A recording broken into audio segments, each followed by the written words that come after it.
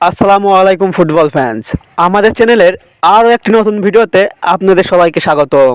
সর্বশেষ নভেম্বরের ফিফা উইন্ডোতে নিজেদের সর্বশেষ ম্যাচটিতে অ্যাঙ্গোলার বিপক্ষে মাঠে নেমেছিল বর্তমান বিশ্ব চ্যাম্পিয়ন আর্জেন্টিনা।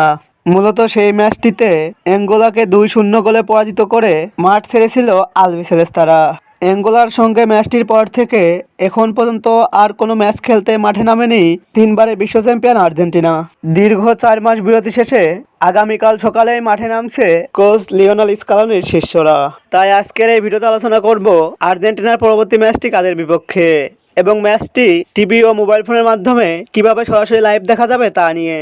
মূল ভিডিওটি শুরু করার আগে আপনি আমাদের চ্যানেলে প্রথমবার এসে থাকলে চ্যানেলটি সাবস্ক্রাইব করে পাশেই থাকুন। মূলত 2026 বিশ্বকাপের প্রস্তুতি হিসাবে মার্চের ফিফা উইন্ডোতে নিজেদের প্রথম প্রীতি ম্যাচটিতে মৌরিতানিয়ার বিপক্ষে মাঠে নামবে আর্জেন্টিনা বনাম মৌরিতানিয়ার মধ্যকার এই প্রীতি ম্যাচটি খেলা হবে আর্জেন্টিনার মাঠ বুয়েন্স এরেনায় এবং এই ম্যাচটি অনুষ্ঠিত হবে বাংলাদেশ সময় অনুযায়ী আগামী 28শে মার্চ শনিবার সকাল 5টা 15 মিনিটে।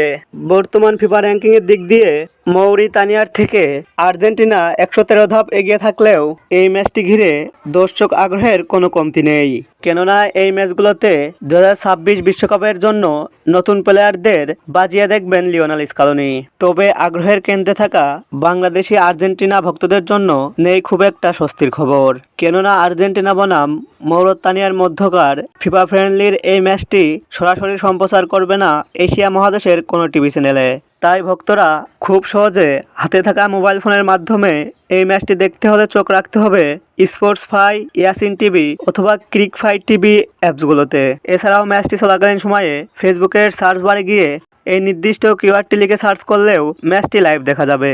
ফুটবলের সকল নিউজ ও আপডেট পেতে আমাদের চ্যানেলটি সাবস্ক্রাইব করে পাশেই থাকুন। ধন্যবাদ।